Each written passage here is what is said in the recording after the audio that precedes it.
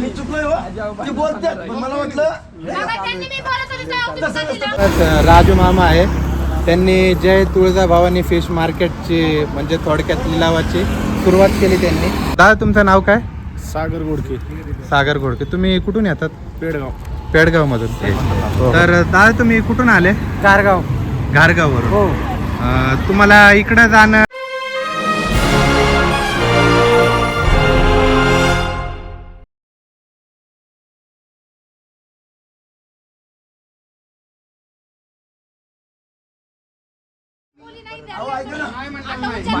मी चुकलोय हो.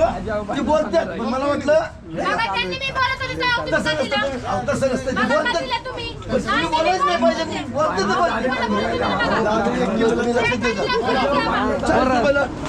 ₹40 ₹40 ₹41 ₹42 ₹43 ₹44 ₹44 ₹50 ₹51 ₹55 ₹60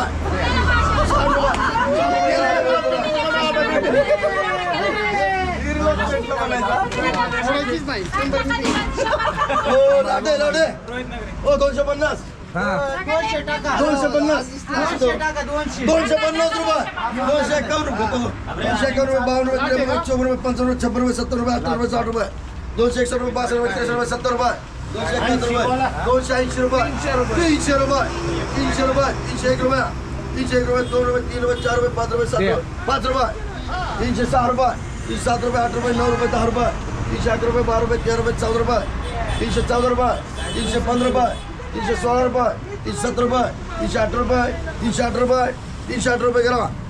विलास लावंडे करा. विलास लावंडे 308 रुपये. एकच नंबर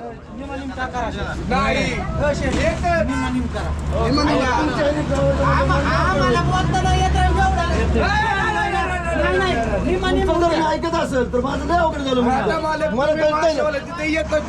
असू दे पण तुमचं ऐकून मी करायचं म्हणून म्हणजे आम्हाला बोलता येते एवढं नाही रगडत आम्हाला.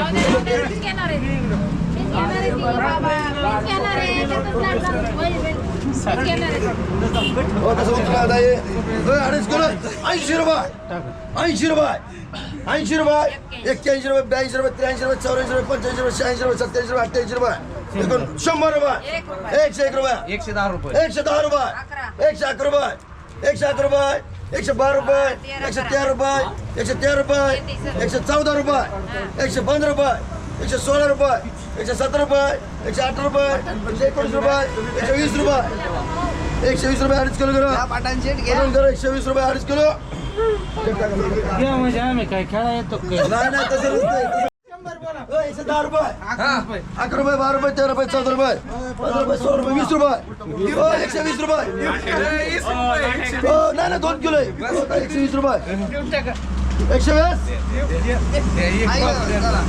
2 किलो करा होतं 120.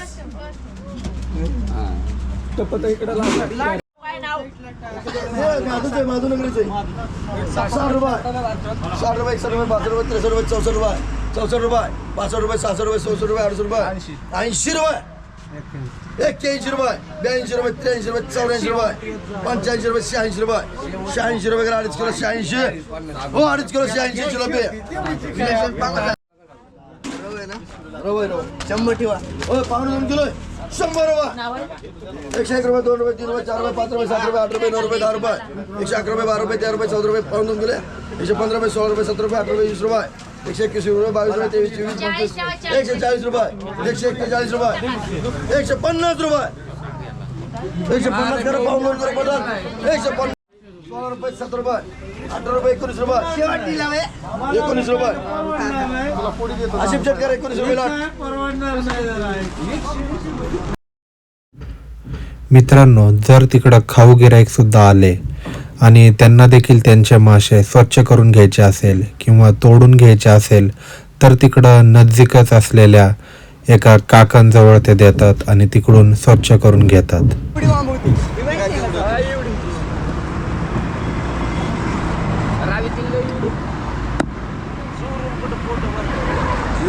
मेलेली मला वाटलं तुम्हाला 10 रुपये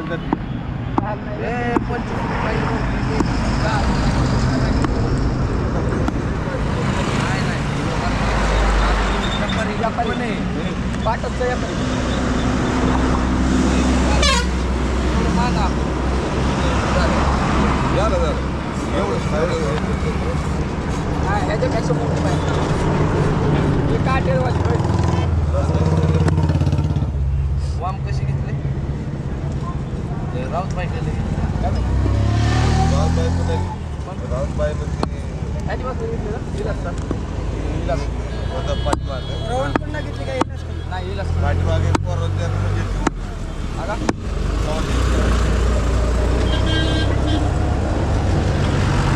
तर मित्रांनो, काही व्यापारी आहे आपल्यासोबत आणि आपण त्यांना त्यांचे क्वेश्चन विचारू, म्हणजे काही त्यांना सुख सुविधा या सोनवडीच्या फिश मार्केटमधून मिळतात ते त्यांना विचारू.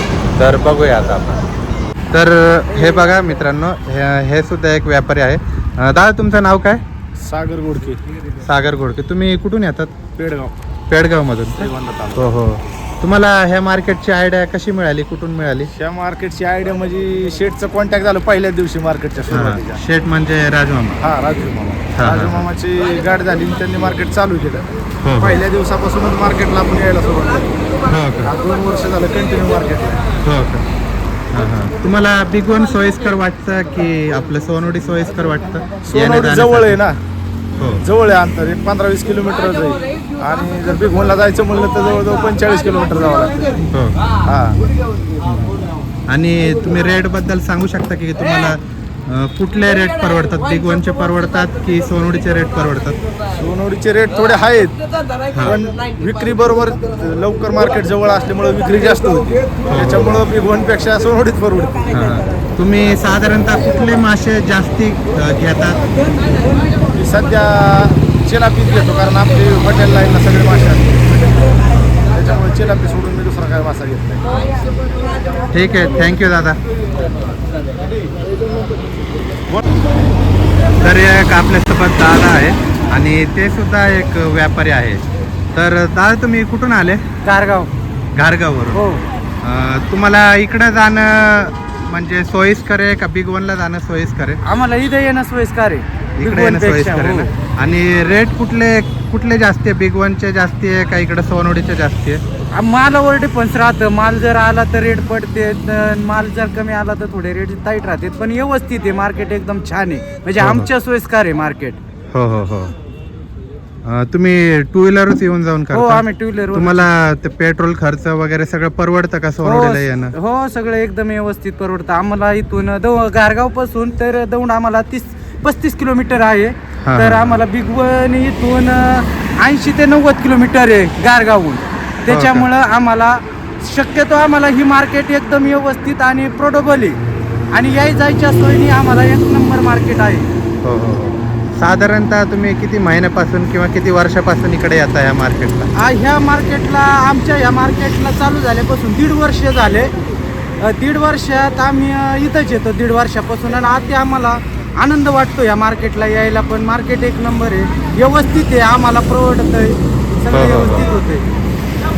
ठीक आहे, चालेल दादा, थँक्यू. ओके साहेब. तर मित्रांनो, आपल्यासोबत राजू मामा आहे. त्यांनी जय तुळजाभवानी फिश मार्केटची म्हणजे थोडक्यात लिलावाची सुरुवात केली त्यांनी. तर आपण त्यांना काही प्रश्न विचारूया.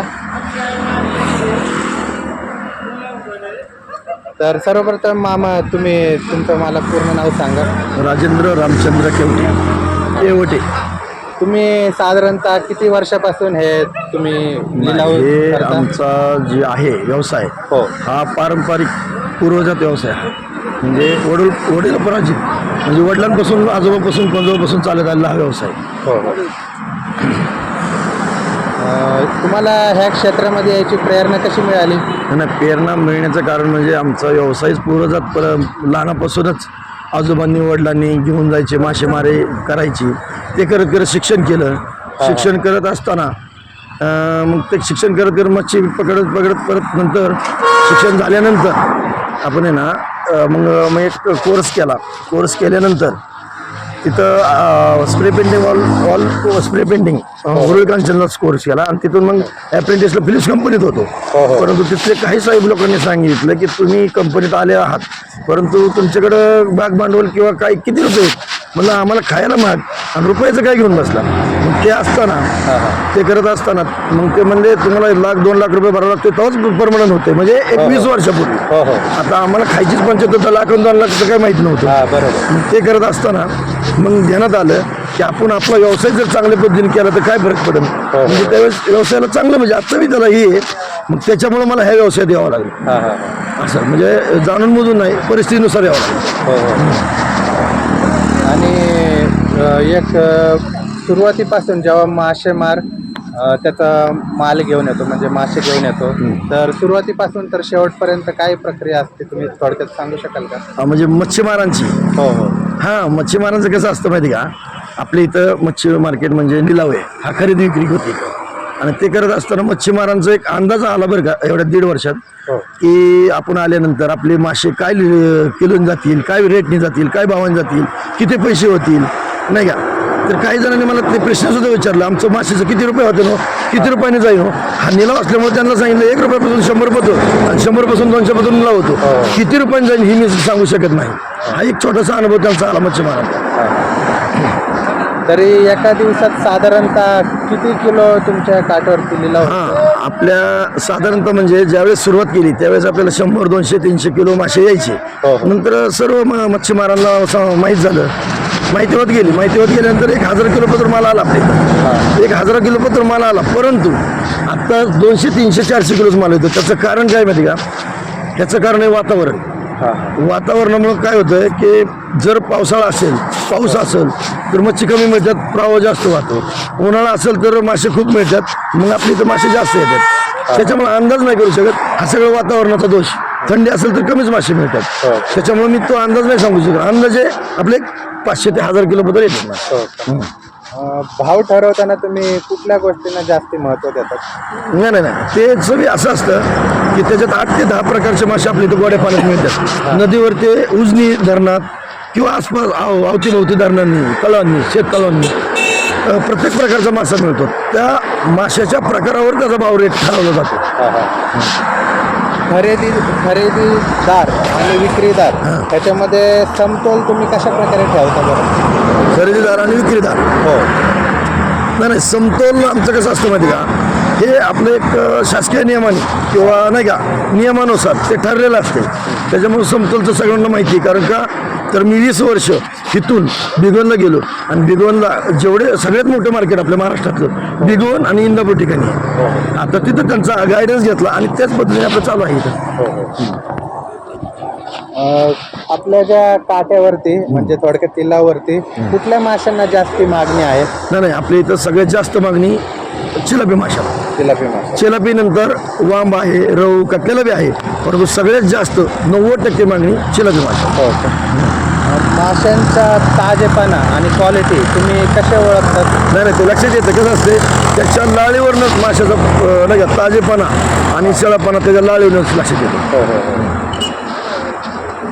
थोडक्यात हंगामानुसार म्हणजे उन्हाळा, पावसाळा, थंडी त्याच्यामध्ये काय फरक पडतो का मासे येण्यावरती? निश्चित 100%. कारण का माहिती का, पावसाळ्यात जर आता ह्याच वर्षीची परिस्थिती बघा, ह्या वर्षीची परिस्थिती अशी आहे, इतकी पूर परिस्थिती झाली 6 महिने म्हणजे अजूनपासून मला तर 20 वर्षाचं नाही आठवलं, पण ह्या 6 महिन्यात पूर्ण 6 महिने पाऊस झाला आणि नदी व्हायला लागली. नदीचा प्रवाहामुळं मासे कमी प्रमाणात मिळाले. रोजच्या माशांच्या बाजारभावात सारखा चढ उतार का? त्याचं कारण असं आहे की क्लायमेट वातावरण तुम्हाला काय म्हणलं जातंच की जर पाऊस असेल आणि प्रवाह जर नदीला जास्त असेल तर मासे मिळण्यास कठीणता येते किंवा वारा सुटला नाही का, पाऊस आला, ह्या अडचणीमुळं मासे पकडण्यास म्हणजे कठीणाई येते 100%. आणि महत्त्वाचं म्हणजे साधारणतः सगळ्यात लांबून मच्छीमार किती लांबून येतात इकडं? साधारण आपल्या इथनं एक 10-20-25 किलोमीटरच्या एवढ्या अंतरावर आता सध्या तरी येतात. कारण आपल्या इथं कसं आहे भरपूर मच्छीमार आहेत आता इथं. कारण छोटे छोटे गाव आहेत तिथं 2 किलोमीटर 3 किलोमीटर तर ते कोण 10 कोण 15 20 मच्छीमार आहेत तिथे सध्या. म्हणजे प्रत्येक गावाने.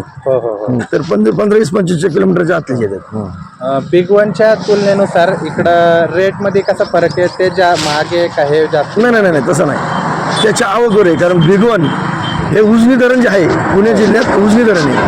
ह्या उजनी धरण साधारणतः इथं महाराष्ट्रात जवळपास धरणं खूप आहेत किंवा मोठे आहेत, परंतु उजनी धरणात मच्छीमार खूप आहे. कमीत कमी 40 ते 50 हजार मच्छीमार आहे. तर कमीत कमी 40 ते 50 हजार मच्छीमारातला कमीत कमी तिथं 5,000 मच्छीमार आला तरी 10 टन 20 टन माल येतो.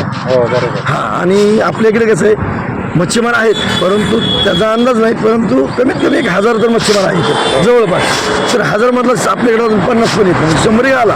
परंतु काही जण छोटीशी विक्री करणे, काही जणांना काही नाही गावणे, काही जण बिघडलं बी घेऊन जातात. हा, त्यानुसार ते आहे. म्हणजे इकडं कोणत्या नदीतून मासे आणले जातात किंवा कुठल्या तलावातून आणले जातात? इथं जवळपास तलाव आहेत, पण तलावातले अजून काही मासे आले नाही तिथं. पण नदी इथं गोड नदी जवळ आहे. ह्या सोरडी गावच्या जवळ गोड नदीचा संगम आहे. त्याच्यावरती पारगावपाशी भीमा नदीचा आणि इंद्रायणी मुळा मोठाचा संगम आहे. त्याच्यामुळं पारगावपासून इतर मासे येतात. हा, आणि गोड नदी आणि आपली भीमा तर आहेच.